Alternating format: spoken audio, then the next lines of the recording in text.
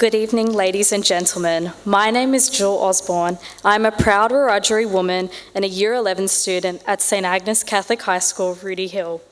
It is my privilege to be your MC for the 22nd Anne D. Clark Lecture. Before commencing, I would like to say my sincere apologies if I misenunciate any of our people's mob and names. Please accept this as my apology. It is my pleasure to invite Auntie Julie Waddell, Lead Cultural Educator at the Jarrara Cultural Centre, to deliver the Acknowledgement of Country. Thanks, Auntie Julie.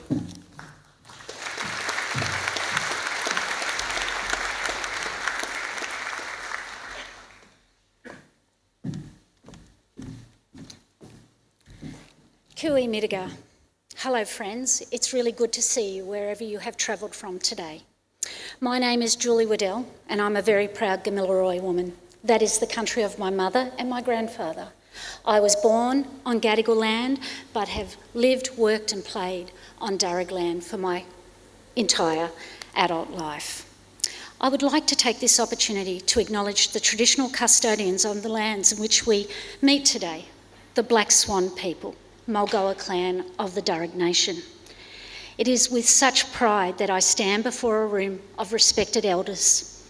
The Catholic Schools Parramatta Diocese leadership team, led by Executive Director Jack de Groot, the Very Reverend Peter Williams, Vicar of the Clergy and Moderator of the Curia, Jeff Officer, Chief of Operation and Finance, Diocese of Parramatta, Sister Mary Louise Petro, Congregational Leader, Mercy Sisters Parramatta, leaders and colleagues, and of course, our inspirational young people, both Jewel and Thomas. This is truly a pivotal moment in time for our nation. Let us acknowledge the traditional owners for their continued custodianship of this beautiful area, which encompasses the valleys, the mountains, and waterways of the Daraban, old deep water. We are gathered today to hear what it means to live in a true democracy.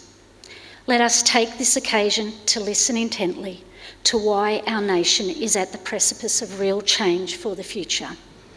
I wish to acknowledge our beautiful aunts, Auntie Carol Cooper, Auntie Pearl Waimara, Auntie Shirley, our beautiful Babayan elders, these ancestral women, resilient, strong and inspirational, who have endured such heartache and loss, yet they invite us into their community with such love, support and guidance. How blessed are we that they have paved the way for real change through love and kindness. Their wisdom and experiences hold treasures that can enrich our lives and strengthen our understanding of what is really important. I wish to also acknowledge your elders who have helped shape you into the people you are today. And I would also like to acknowledge all Aboriginal and Torres Strait Islander people joining us today. Finally, I wish to acknowledge Thomas. This hasn't been an easy journey and continues to be a path that you walk along with Megan and Auntie Pat on a daily basis. From an Aboriginal woman's perspective, it's hard not to recognise the weight of your cultural load. Yet here you are today, inviting us to stand together as a united nation, embracing diversity and nurturing a sense of belonging with such humility and pride. As the proud granddaughter and daughter of two beautiful, inspirational people driven by social justice, I ask that we join hands with hearts filled with pride and respect and stand shoulder to shoulder for change. We may not all agree, but when we show respect to each other by listening to different perspectives, this is what true democracy is. By taking the step to join our community here today gives me hope for our nation. In closing, I wish to share a word gifted to me by Josh Sly, Yinyamata, respect for everyone. Let us stand together as a united front, embracing diversity and nurturing a sense of belonging. By doing so, we can create a future for our nation where all voices are heard, all stories are valued, and all people are celebrated. May the road ahead be one that unites us as a community where we actively contribute to true reconciliation. Didgeridoo, thank you.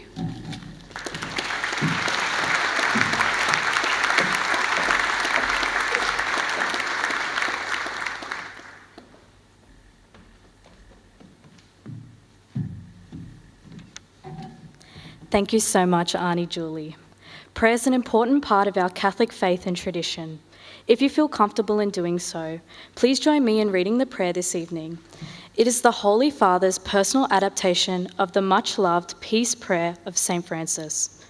Lord, make us an instrument of your peace. Help us recognize the evil latent in a communication that does not build communion. Help us remove the venom from our judgments. Help us to speak about others as our brothers and sisters. You are faithful and trustworthy. May our words be seeds of goodness for the world. Where there is shouting, let us practice listening. Where there is confusion, let us inspire harmony. Where there is ambiguity, let us bring clarity. Where there is exclusion, let us offer solidarity. Where there is sensationalism, let us use sobriety. Where there is superficiality, let us raise real questions. Where there is prejudice, let us awaken trust.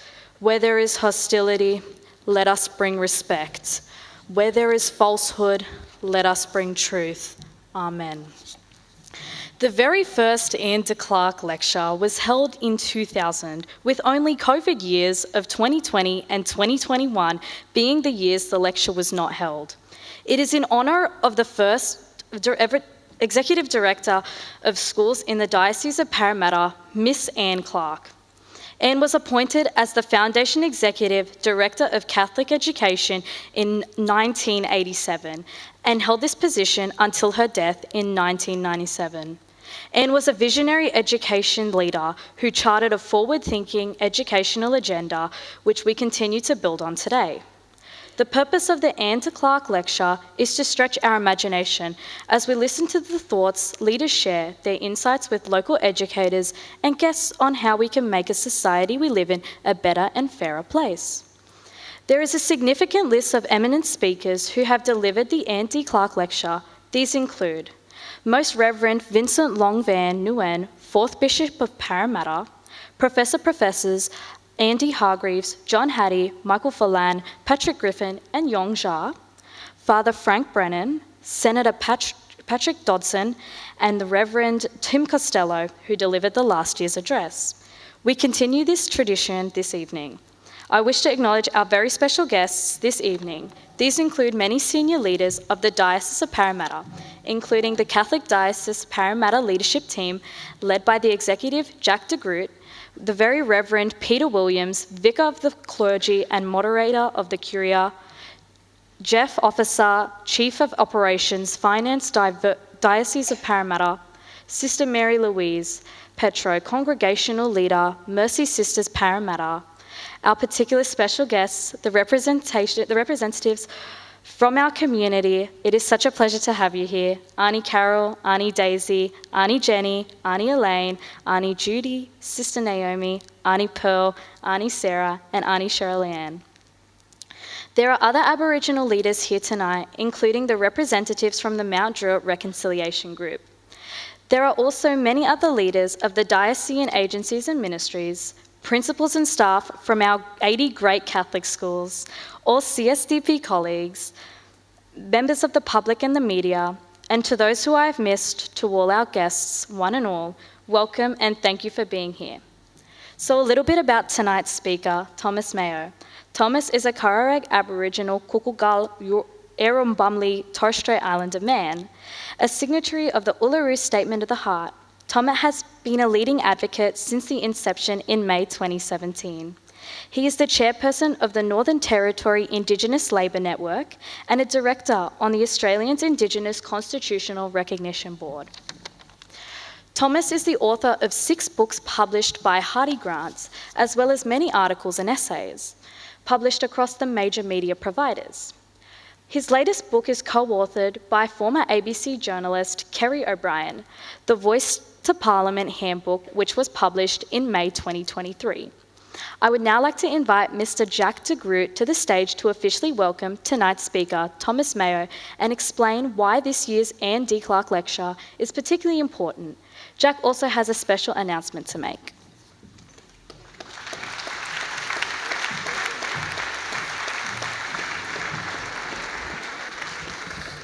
Thank you, Jewel. It is absolute delight to see so many of you here this evening to join us for this Anne D. Clark Lecture. I really want to pay credit to Jewel for actually standing up to lead us tonight, and you are a hope.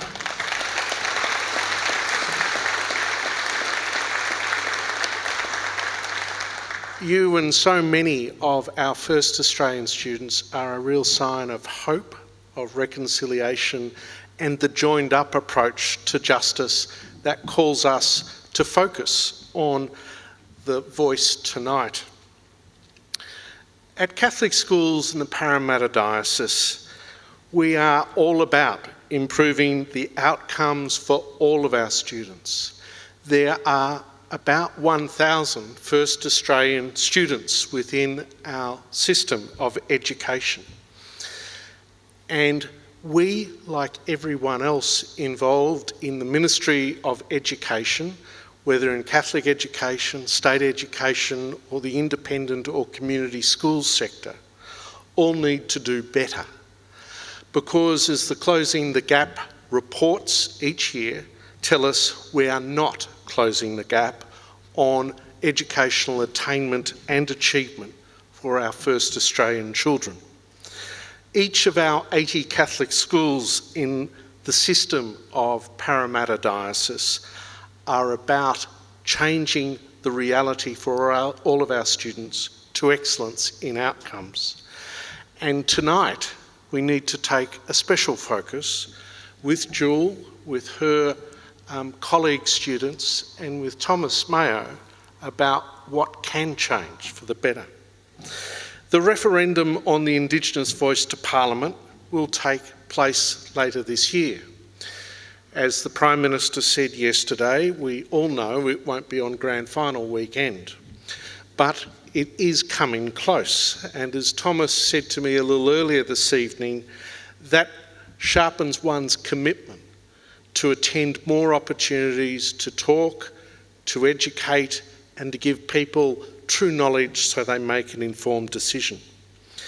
Last year, Catholic Schools Parramatta Diocese approved its first Reconciliation Action Plan, and we've gone further with that action plan this year.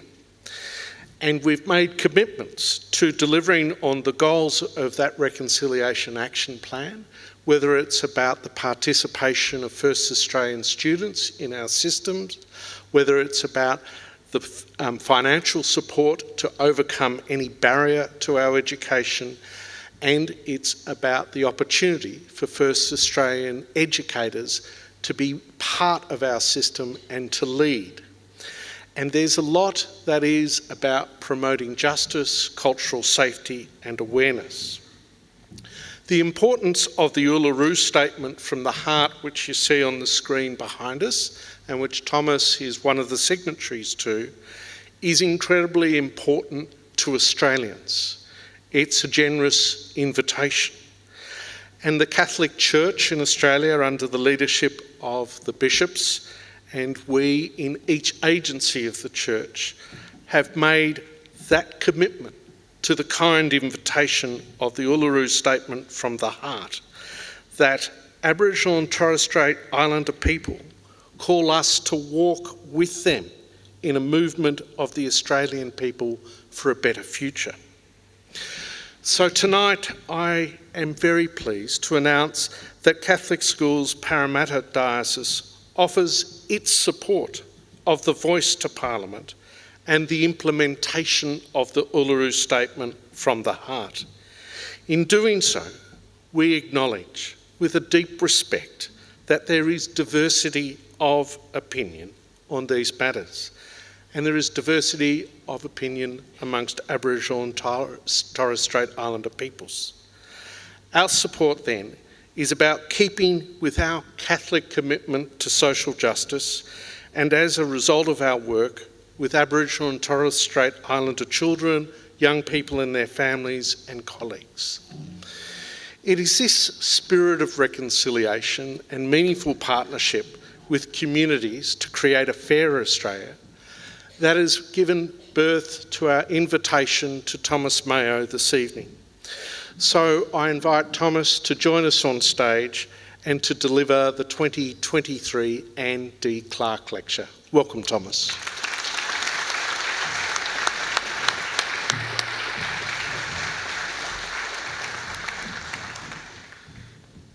Wow, what a great crowd. Thank you, Jack, for the introduction, and Auntie Julie for the acknowledgement of country. Jill, that was really well spoken, thank you. And the Catholic Archdiocese of Parramatta for the invitation to speak tonight. I don't have the...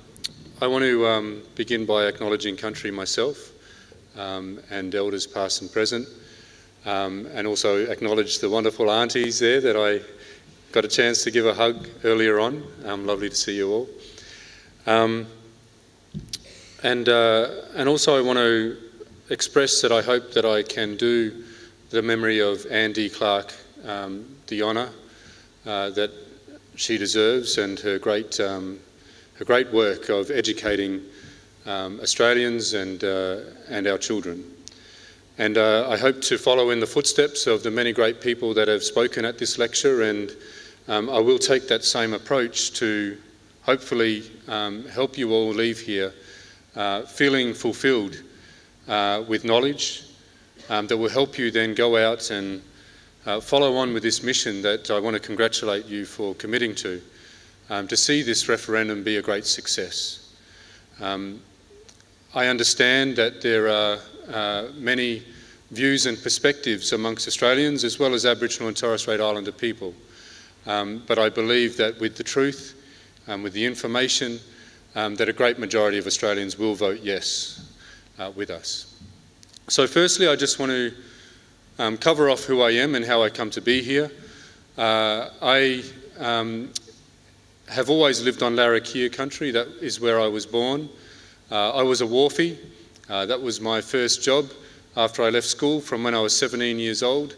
So 16 years on the wharves. And I became a union official in 2010. And what I'm expressing to you here is that is how I come to be before you today.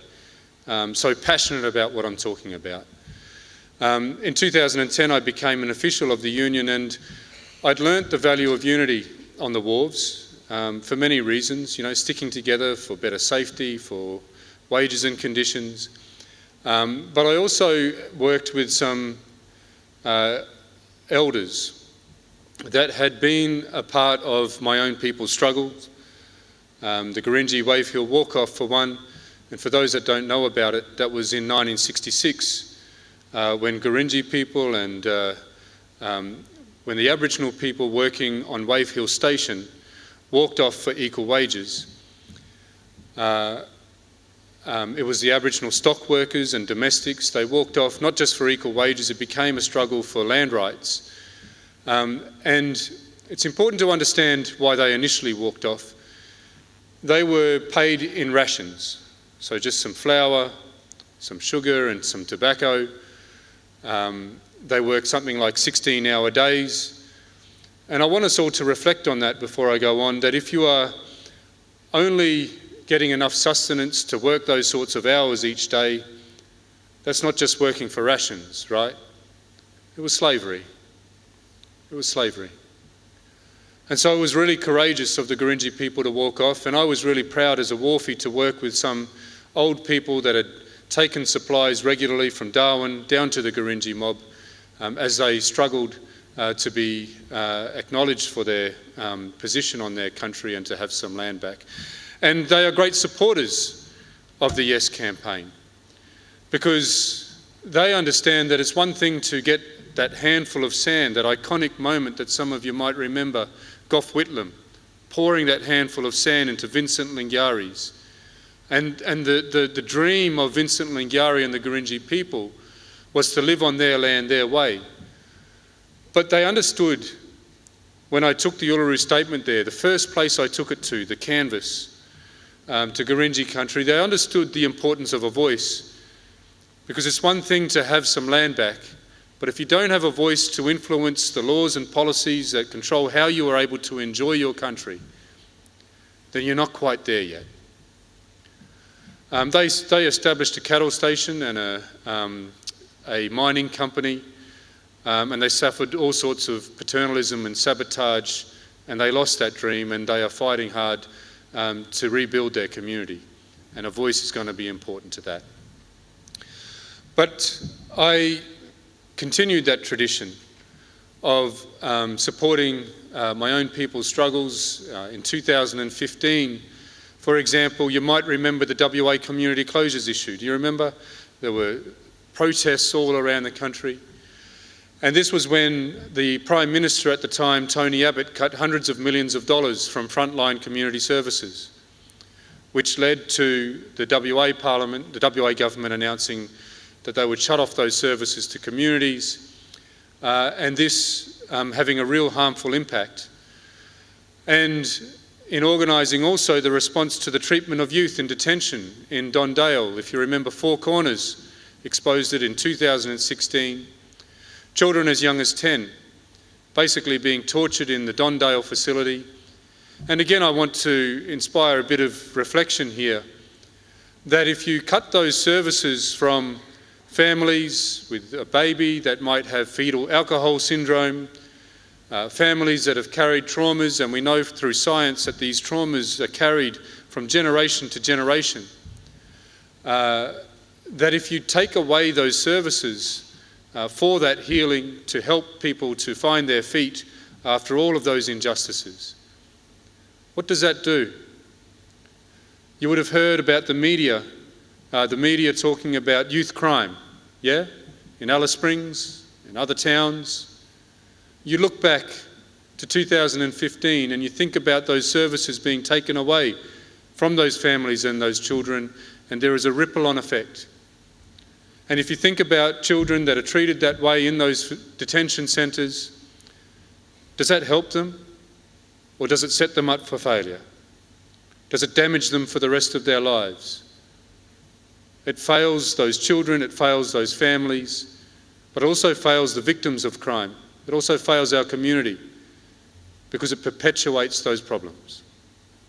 And so in this understanding that for all of these harmful decisions, there was little progress. There were no political repercussions for those decisions that were being made. I was looking for how we could do things better. And that's how I came to be involved in the process that led to the making of the Uluru Statement. I was invited to the dialogues that I'll talk about soon.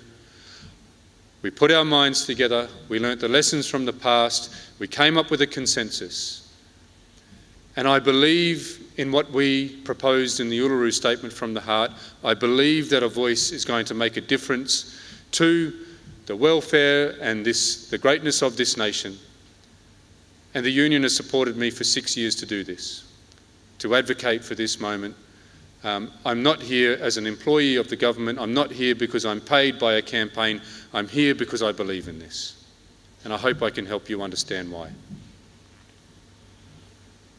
I will present to you this morning in this lecture the longer history of the Uluru Statement from the Heart, and also the more contemporary history of it, to help you understand why we proposed a constitutionally enshrined voice and where that proposal comes from.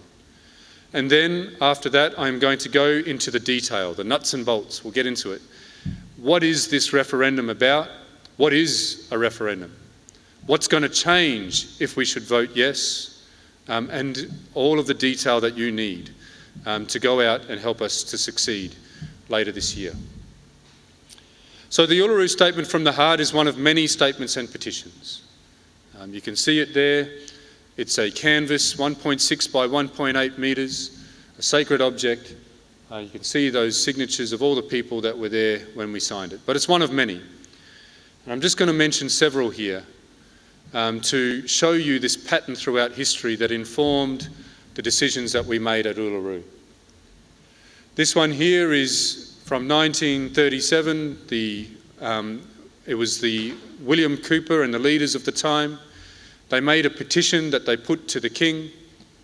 It never made it to the King. The Victorian Parliament dismissed it before it ever made it to its addressee. This one is the Yirrkala Bark petitions.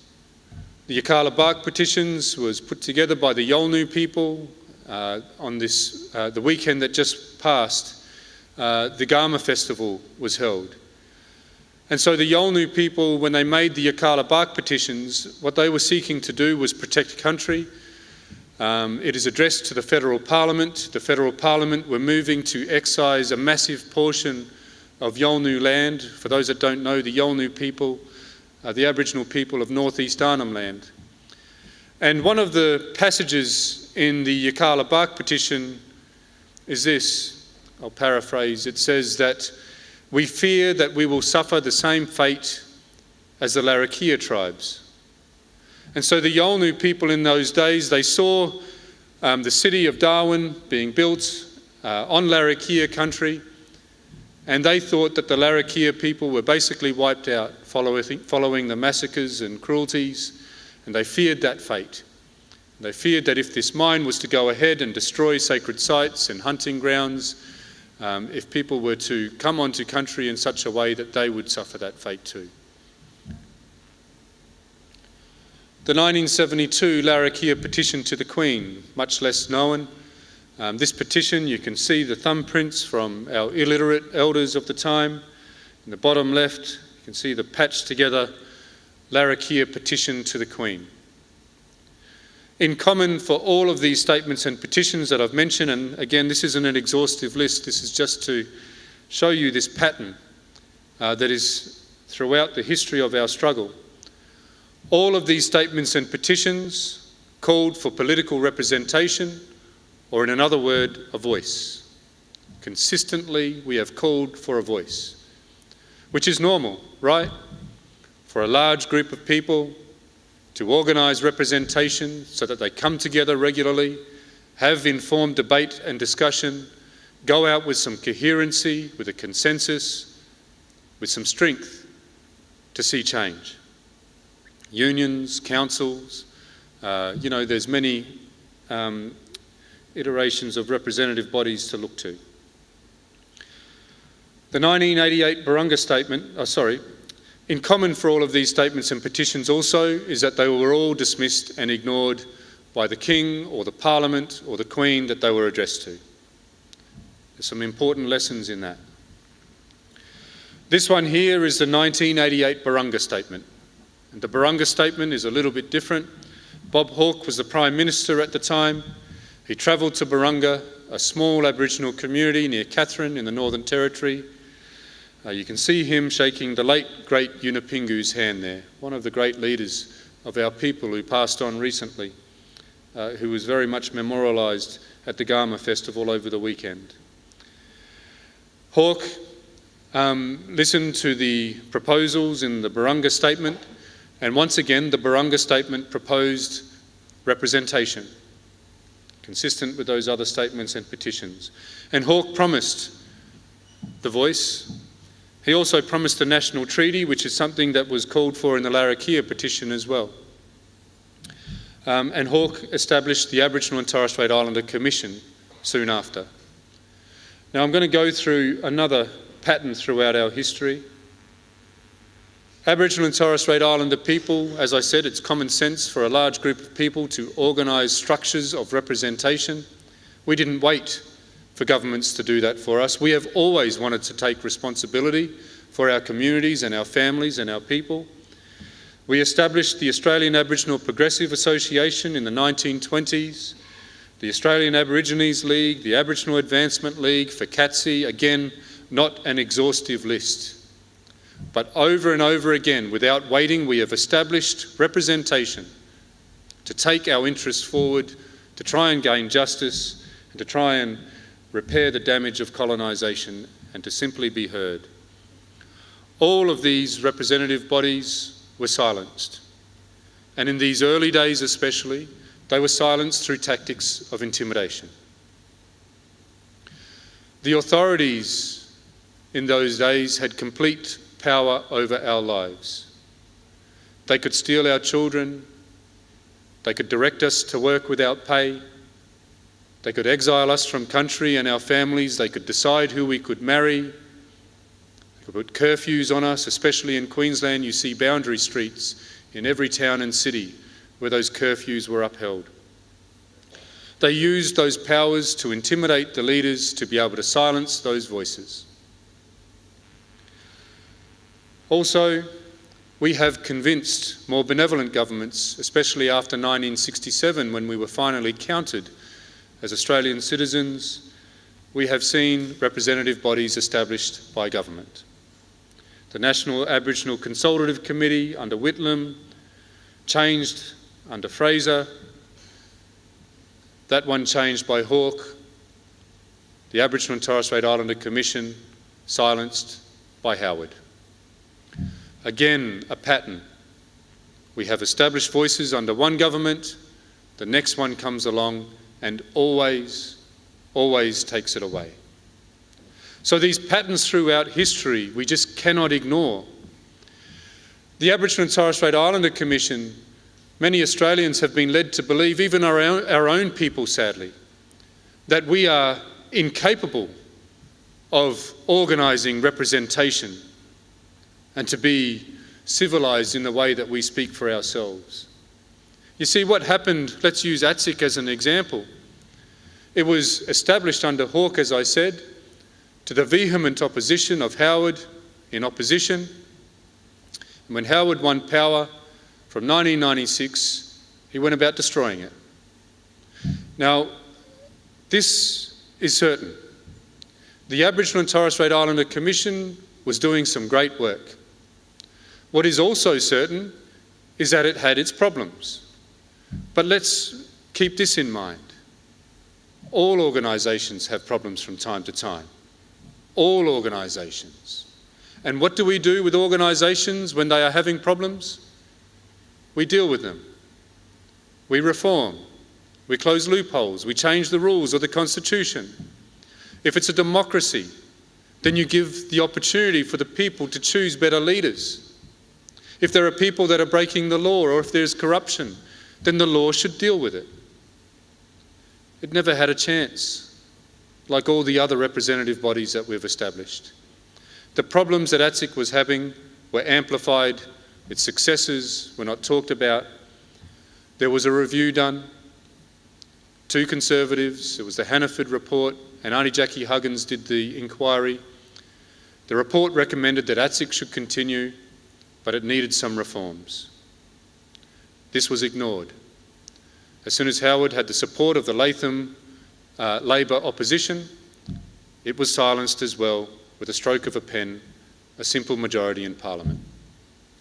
Now, Indigenous people have also learnt that when we have a voice, we make great strides in progress. And when we don't have a voice, we're easily exploited, degraded and ignored. We go backwards. And so when ATSIC was destroyed, 2005, what did we see? Remember the Northern Territory emergency response? The intervention. A Prime Minister basically announcing to the whole country that there was a need to suspend the Racial Discrimination Act because those social ills were somehow an Aboriginal problem. The Australian Army was rolled into those most vulnerable communities in Australia, and we know today that for hundreds of millions of dollars of taxpayer money, it made things worse. Intervention by name, not done with Indigenous people, it made things worse. Those funding cuts that I talked about, all these types of things happen far too easily when a people are voiceless, defenceless. So, in a crisis, the gap was widening. 2015, 39 Aboriginal and Torres Strait Islander leaders proposed a meeting with the Prime Minister and the opposition leader. It was Tony Abbott and Bill Shorten at the time. And they had this meeting at Kirribilli, and they made the Kirribilli statement to record what they had called for. And two things that are important to this moment that they said are these. Firstly, when it comes to constitutional recognition, we support it, but we don't seek merely symbolic recognition. We seek a form of recognition that will give our people greater fairness.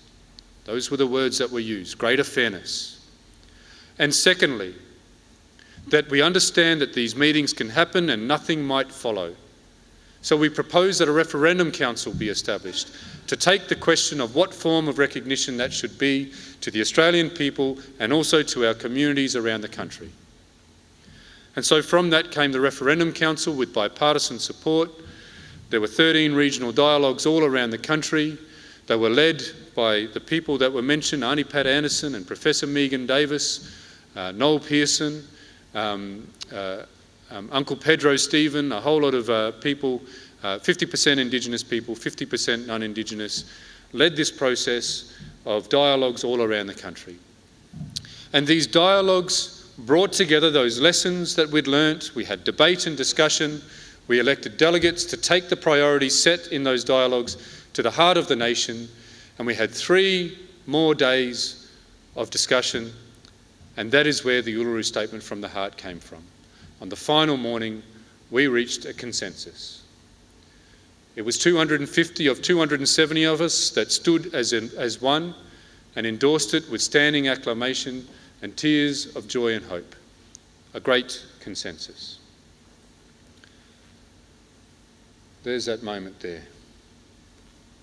Now, I will recite the Uluru Statement from the Heart now, before I go on to this referendum and what it's all about. And I hope that you'll feel what we felt in the room that morning. We gathered at the 2017 National Constitutional Convention, coming from all points of the southern sky, make this statement from the heart.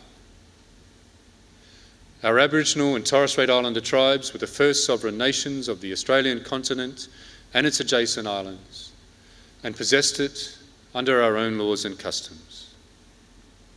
This our ancestors did according to the reckoning of our culture from the creation, according to the common law from time immemorial, and according to science more than 60,000 years ago.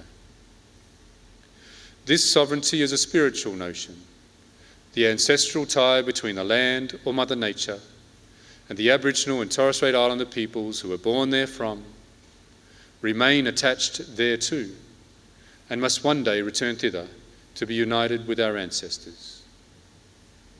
This link is the basis of the ownership of the soil, or better, of sovereignty.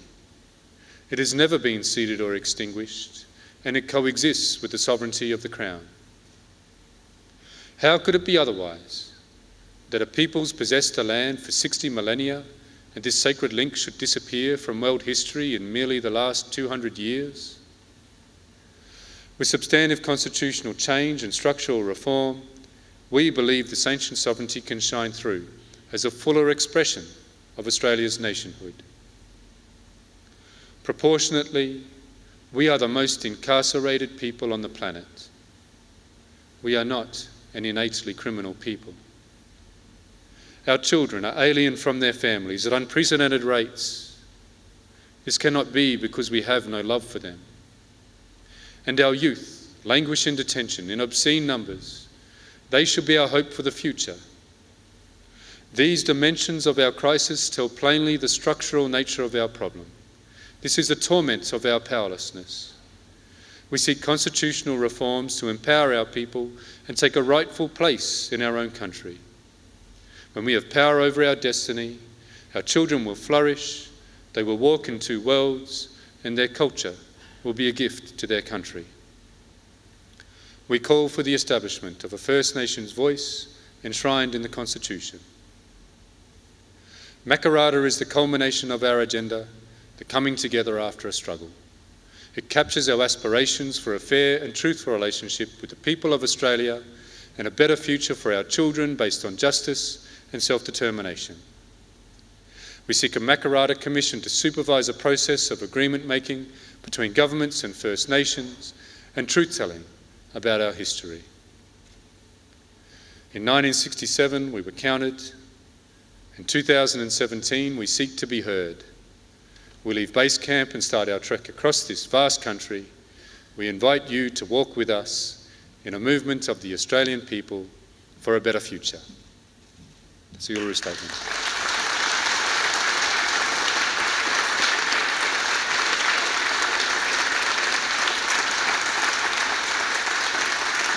Thank you. So, powerful words, a wonderful moment in the heart of the nation where we brought together so many different perspectives and experiences, did the hard work to bring those lessons from the past to you, the Australian people, as an invitation. And so those lessons are these, to summarise, that we need a voice. We make progress when we have a voice, we're heard, and we have a greater defence against harmful decisions when we have a voice. But we must learn that our voices are always silenced by the next government that comes along. And so we must do something different. And we seek to enshrine the voice in the Constitution to guarantee that it can last through those political cycles, that it can survive the political games that are played with Indigenous lives, and so that we can see that going forward as a form of recognition that we seek. Further, that we understand that our petitions and statements are usually dismissed and ignored, and so we invited the Australian people rather than writing it to a king or a queen or a parliament. And as predicted, it was dismissed and ignored. And so we took it to the Australian people, started the journey across the country. We had very little resources to do this, and my union supported me to do that work, as I said, for 6 years. Others had support of universities or their churches. We got out there and we have built a people's movement. And so that led to last year, a new government was elected and they committed to the Uluru Statement in full. And so that means that their commitment is to do it in this term of Parliament. We have pushed for that because we don't know who will be elected in about 1.5 years' time. Who knows? We might not even have the same Prime Minister before that election. You know how it goes. So we've got to grab a hold of this opportunity. Okay, we don't want to waste this moment in time. Let's have faith in ourselves, our fellow Australians, and put this very fair and modest proposition to them. So, what is the Constitution? A lot of Australians don't know. They know more about the American Constitution than they do about our own. Our Constitution is pretty well black and white, not a very aspirational thing. It's about sharing the power between the states and the federal parliament, the separation of powers. It defines the powers of our government. It is the agreement between the colonies that became the states that formed our federation in 1901. And if you look around the room tonight, it was a very different room that negotiated that constitution back in 1901. We're much more diverse people. Our constitution is made to be able to evolve, and I think it's about time. It also included clauses that enabled the specific exclusion of Indigenous people. We were excluded from the counting of, in the reckoning of the numbers in the census. We were also excluded from this section that a lot of Australians are unaware of. It is the race power. Section 5126 provides the Parliament with the power to make special laws for the people of any race. From 1901 to 1967, that was except the Aboriginal race. So did that mean that laws couldn't be made about Aboriginal people? No. As I said earlier, the states had complete control over our lives, and our elders understood them to be particularly cruel and negligent. So we fought for decades for the change in 1967. We wanted the federal government to take control of Indigenous affairs because we saw that as an incremental step forward. And it did make a difference since 1967. Not only did it give us much more confidence, but it helped to end some really discriminatory laws, especially in Queensland, as a good example. I bring your attention to this partly because there is a bit of misinformation about this out there from the No campaign. People are saying that in 1967 Indigenous people were counted and we all became equal Australian citizens. Well, that is false. It is false because the race power, only those red words were removed, so we were included in it. Since 1967, the race power has and only has been used to make special laws about Indigenous people. And let me bring your attention to this. In the 1990s, there was the Hindmarsh case. And the Hindmarsh case was Aboriginal people arguing in the High Court that that special power should be used for the benefit of Indigenous people, but the court found that it could be used to discriminate to our detriment, not necessarily to our benefit. So we are subject to the race power. One of the reasons we seek a voice is to influence the use of the power. We didn't seek to remove it because there are some beneficial laws that might be jeopardised if it was removed. How do we change the Constitution? Well, soon we are going to a referendum.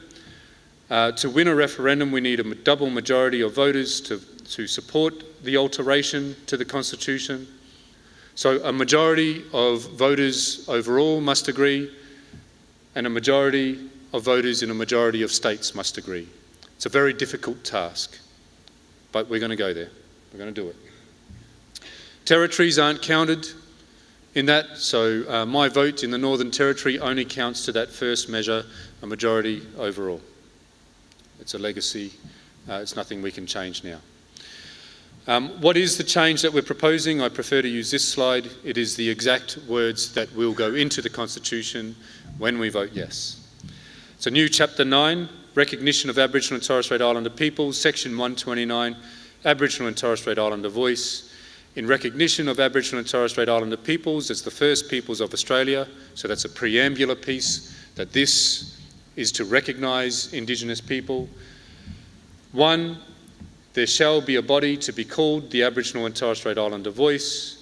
2, the Aboriginal and Torres Strait Islander Voice may make representations to the Parliament and the Executive Government of the Commonwealth on matters relating to Aboriginal and Torres Strait Islander peoples. And 3, the Parliament shall, subject to the Constitution, have power to make laws with respect to matters relating to the Aboriginal and Torres Strait Islander Voice, including its composition, functions, powers and procedures. So to summarise, this is what we are saying yes or no to, okay? Should we recognise Aboriginal and Torres Strait Islander people by guaranteeing that they have a say on matters that affect them?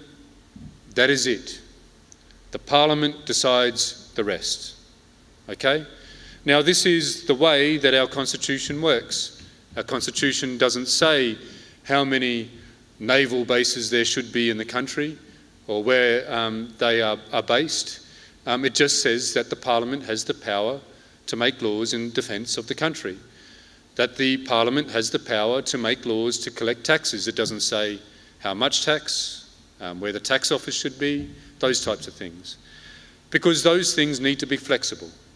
And we elect Parliament and we hold them to account regularly for the decisions that they make about how our country operates. So again, we are just saying, should we set it up as the norm in this country, that Indigenous people are recognised and they should be provided the dignity of a say. Now in these words here, do you see anything about a third chamber to Parliament or a right to veto or a right for Indigenous people to decide how many submarines we have? No. It's an advisory voice to Parliament, okay? And if we were to seek more than that, we'd fail. Nothing is more than advisory to Parliament in our system of government. There are also these design principles that go to address our Australians, our curiosity on how the voice will be shaped. For example, the voice will be chosen by Aboriginal and Torres Strait Islander people based on the wishes of local communities. So that goes to the process. When the referendum succeeds, when we set up business item number 1, that we should recognise Indigenous people with a say on matters that relate to them, then the government will go to our communities around the country and Indigenous people will work with government to design the model. How many representatives are elected, what the borders are to the regions, all of those types of things are designed with Indigenous people after the referendum succeeds. And importantly, again, this will be flexible, okay? Indigenous people ourselves will always have the opportunity to advocate to improve how the voice represents us. It can evolve with our needs over time, as ATSIC should have had that opportunity. Finally, do all Indigenous people support this? Of course not. I said at Uluru, 250 of 270 supported this. If we were to wait for all Indigenous people to support something any more than if we were to wait for all Catholics to agree on something sort of thing, you know, we'd be waiting forever. We're diverse. We have different views and perspectives. Don't wait for 100% of Indigenous people to support this, but have faith that we had a uniquely well-resourced and well-designed Indigenous-led process that led to the making of the Uluru Statement. There are multiple polls that show over 80% of Indigenous people support this, and also use your own common sense and logic and also understanding of fairness. That are we going to get better results if we give a people that have decisions made about them all the time a voice? Of course. In those words, do we see anything that is going to take anything from anybody? No. If we fail at this, are we willing to accept the disparities? Almost 8 years difference in life expectancy, twice the rate of suicide rates, proportionally the most incarcerated people on the planet. No, we cannot accept that, and we must take action. Time's running out, 10 weeks. Please vote yes and support it.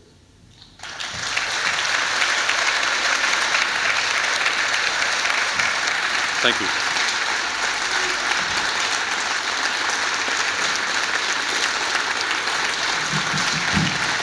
Thank you. Thank you.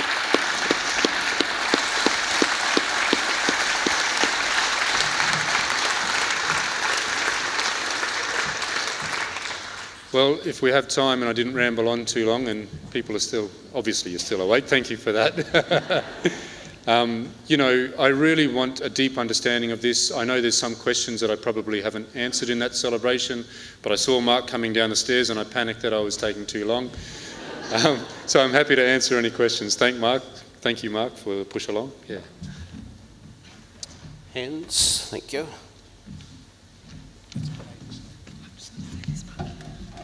Well, that pretty much summarised what I was supposed to say, but thank you. There are microphones available to anyone willing to ask a question. Please just raise your hand and we will bring one to you. The questions will be facilitated by Ted Langford, a member of the Jurara Cultural Team and a proud Warramai man. Thomas will attempt to answer as many questions as possible in time, so please keep your questions nice and short. Hi, Thomas. Hi, Annie. Thanks for a great explanation, because I think that's part of what's been missing in mainstream media. My question, I suppose, is a little bit more complex, and maybe you can't answer it right at this moment. How does this affect Section 126? Are we going to expunge some of the anti-attractive racist comments by reasserting 129? Is that what's implied there as well? Yeah, I understand your question. Yeah. So there are still provisions that, you know, we should as Australians want to remove.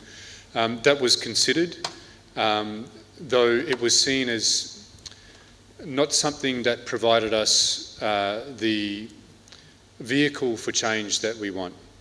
And in the dialogues and at Uluru, it was considered if we have only only so much political capital to achieve this major change?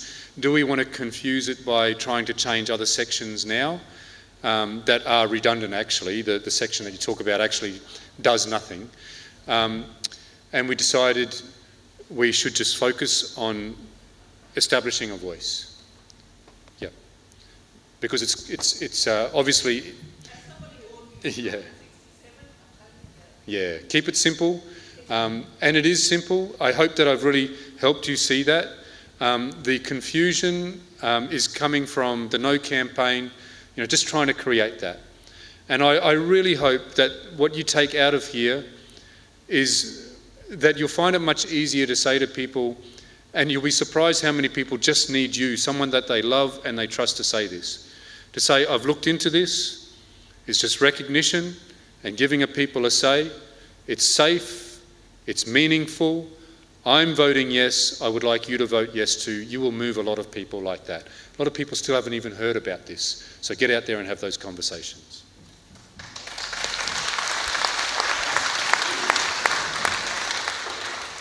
Just raise your hand if you have a question. No question will be silly or Auntie down offensive if here. it comes from a good place.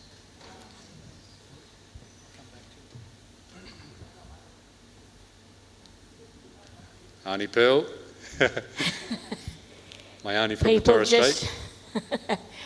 I grew up with Thomas's family, and Thomas's eldest uncle, which is Thomas's namesake, is my fifth sister's husband. And so coming here tonight, I thought, I'm getting a nudge from my daughter saying, Mum, it's question time. But people who have heard me speak at events like this know I don't really ask questions, but I want to give you an affirmation. And it really delighted me this morning to see that we have David Suzuki's voice back in play. Did anyone see it on the ABC? I missed it. And his comment was, I'm not retired. I say ditto to that. I'm here still for my grandchildren and all our grandchildren. And that's what this is all about. Yeah. We have to stand together as parents, grandparents of all different cultural backgrounds, and speak up for equality for all of us. Now, I just said to Cheryl, I did write what I wanted to say, so I'll just read this. Thomas, I want to thank you for your presentation. I'm so proud of our young people who are contributing, and that's all our young peoples, of First Nations as well as other cultures. I'm having a wonderful time meeting up with those young people in the work that I do in the community. You are all contributing your voices to the conversations currently happening in this great South land of the Holy Spirit. May God continue to bless, guide and protect you and your families and all your future pathways. May these pathways bring more love, joy and peace in abundance and overflowing always and forever. Your grandparents, my Uncle Tony and Auntie Sheila Mayo, and all your ancestors are smiling at you from the land, and I can't help quoting Willie Nelson's favourite song, that land that is fairer than day, in the sweet by and by. Thank you, Thomas. Thank you, Auntie Pearl.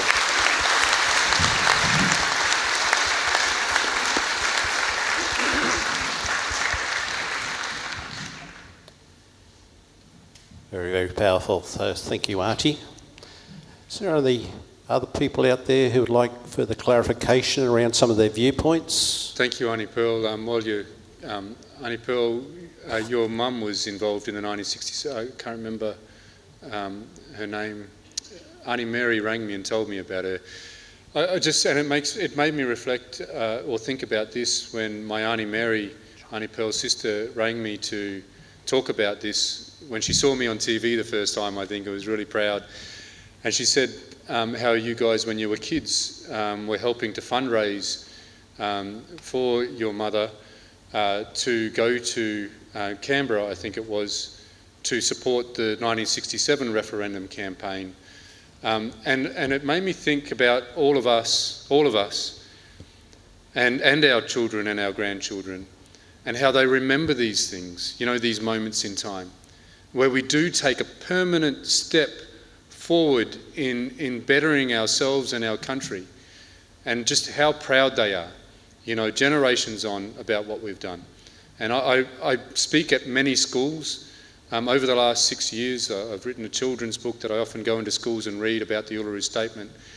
And children seem to have this innate understanding of what makes us unique as Australians. And they are so proud to learn about Indigenous culture. And I know that they will be disappointed if we don't achieve this in our lifetimes. Not only because of what it means for all of us as Australians, but also we're talking about real lives here. We should do it for our children in this generation. Thank you.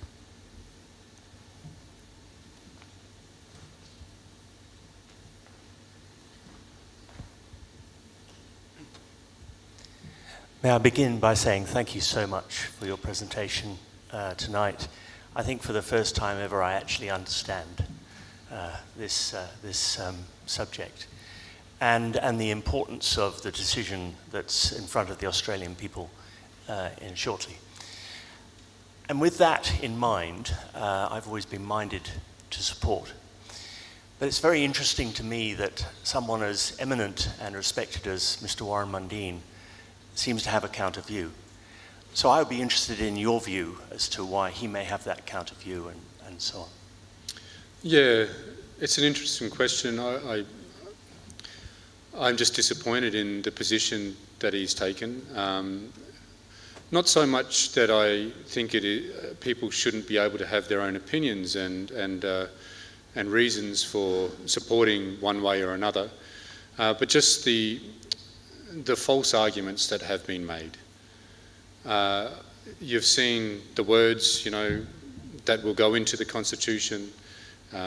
He is certainly aware of, the great majority of eminent legal experts that have said that this isn't going to cause chaos, that there is no veto in this, and even the design principles in itself say there won't be a right to veto. So that's just a really disappointing thing. I couldn't say why. I just say it is very disappointing from a person that understands the truth of what this is. And he's entitled to have that view.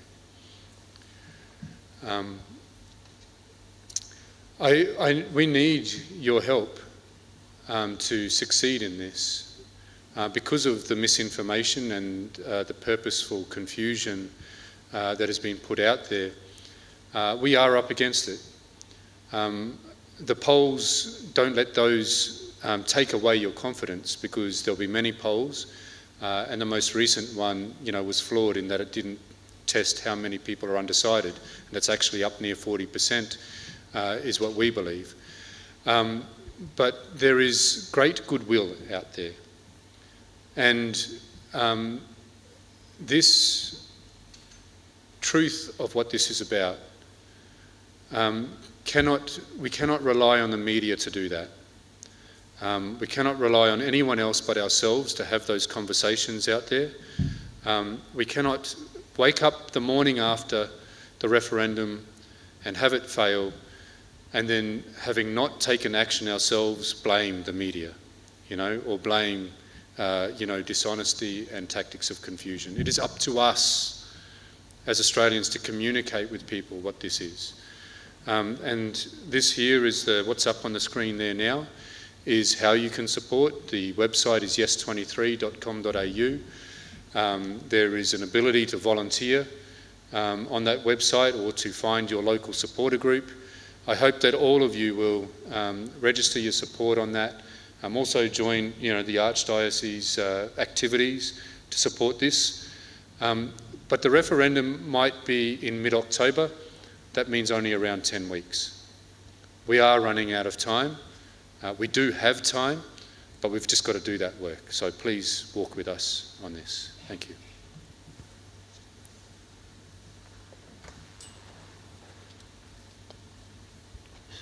We have Thank a you, unique Thomas. opportunity.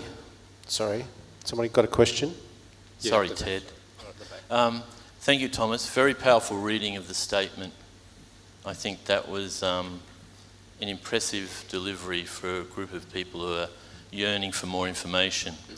A strange question. Jack's asked you to put together a team of people who would support your view. And on that team we'd have to have Jules, because she's an outstanding person we've all met tonight. Who are other authors, writers that you would, just 3 more people that we would want to read after tonight? Good question on the spot here. I think your local heroes, and people that are respected and trusted in this community of Parramatta, yeah, pretty much the region, yeah. So that's who I think it should be. We have purposely not, put celebrities out the front of this. I mean, we'll see more of them coming out in support. But so I think people in your community, in the Archdiocese, that are respected and that people look up to. I think young people like Jill, because this is about them and our future. I think people like that would be great. I couldn't name those people, I'm sorry mate, but I think you guys know who the best people are to put forward in this. That was very diplomatically done, wasn't it?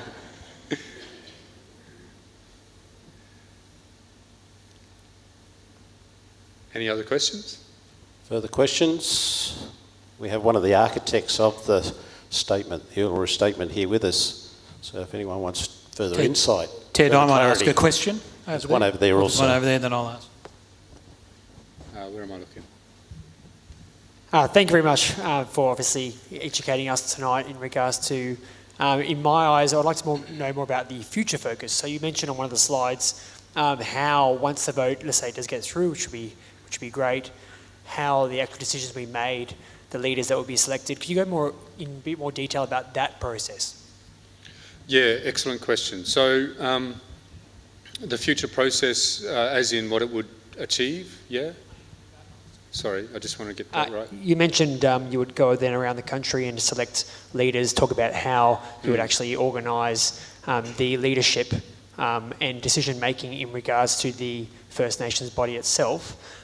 Could you go in more detail about that process and what you envisage it to be? Yeah. So the process will be that the referendum passes. The government goes to consultation with Indigenous communities, because it won't be one size fits all how they are elected. That might vary, and that's something that has always been said by our people through the dialogue process. That is because in some places traditional structures are very much still intact. So the Yolngu people have a senior Dilak council. So those consultations will be important. Place by place, community by community. There has been work that has been done on co-design, to give an example, and that's the Langton-Kalma report that indicates that it would be possibly a male and female representative from each state, so gender balance, 2 from the Torres Strait, 1 from mainland Torres Strait person, and I think it's 3 specifically from remote communities. So that just gives a general idea that might form the basis of the discussions as they go around the country to go from there. Once the government has done those consultations, it will go to be put into a bill.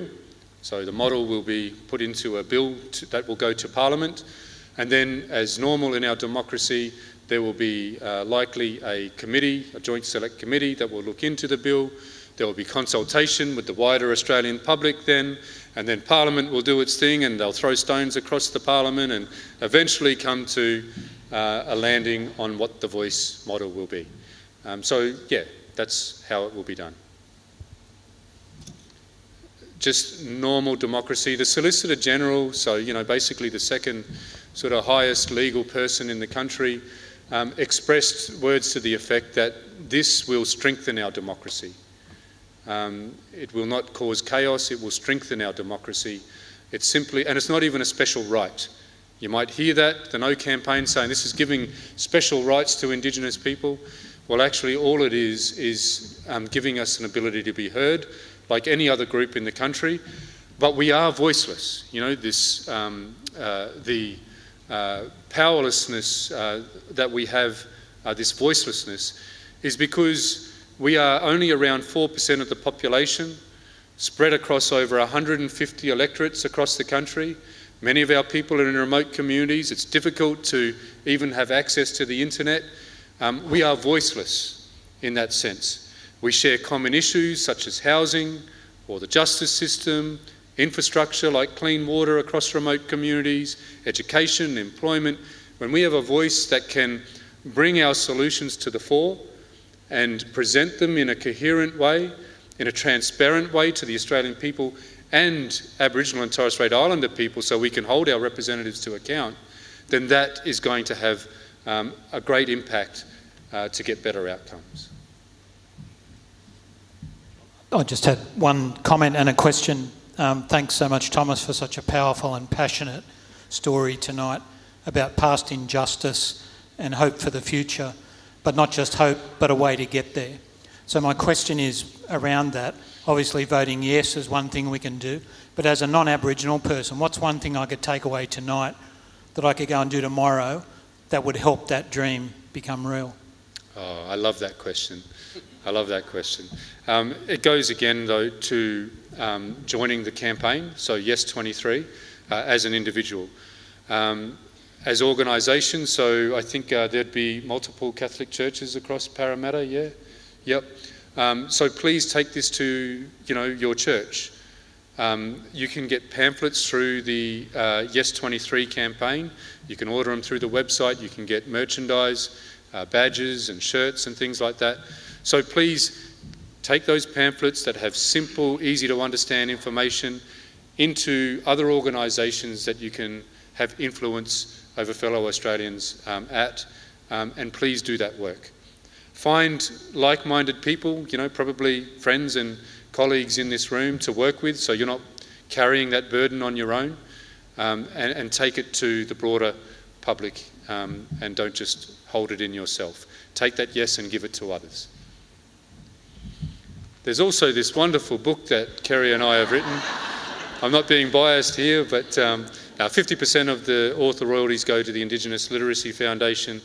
Kerry and I only ever wanted to cover costs for this book, but it has been a wonderful resource. Over around 50,000 copies have sold in less than 3 months. We've just made it into an audio book, and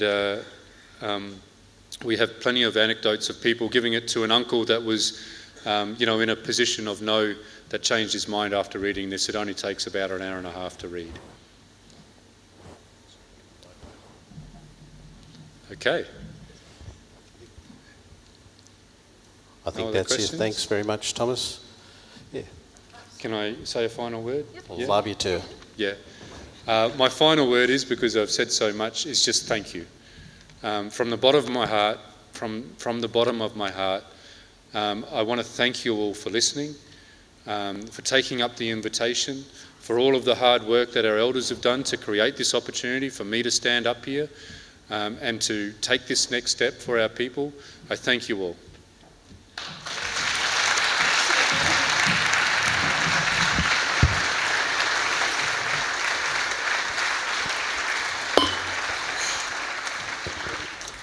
Hold on, I've got a gift. Before I continue, for Thomas, on behalf of Gerara, please accept this dragonfly badge as a symbol of transformation.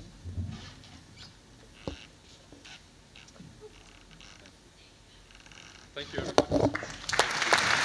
You're welcome.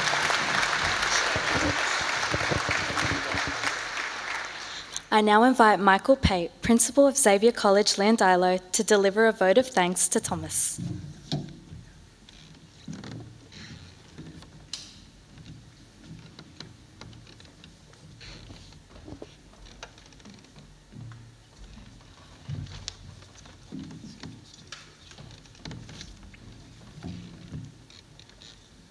Warame Mitaga. Good evening, ladies and gentlemen.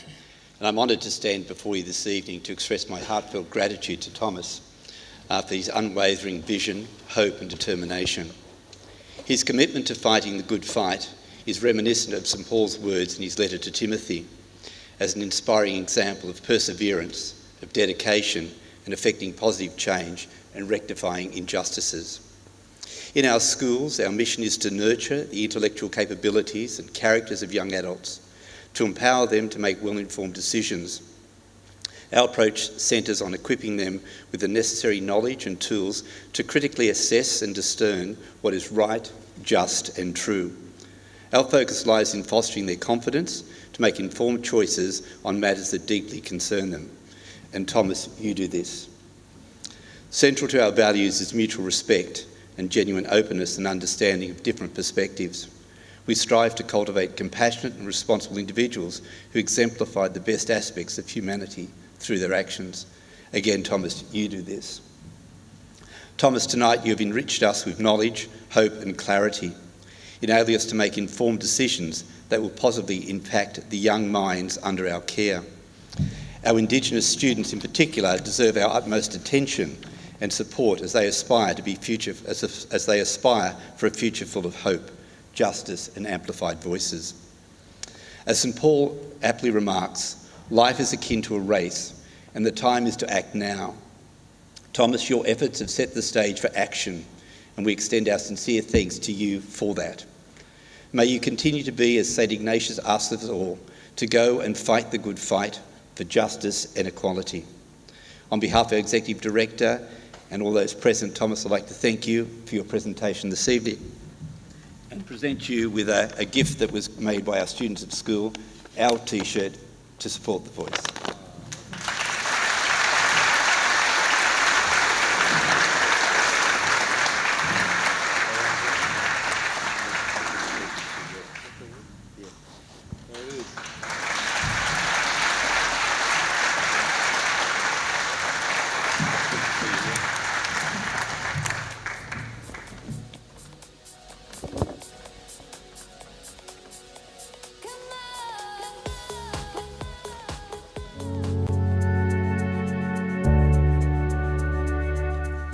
On behalf of Jack de Groot and the CSPD executive team, I thank you very much for your attendance at the 2023 Anne D. Clark Lecture this evening.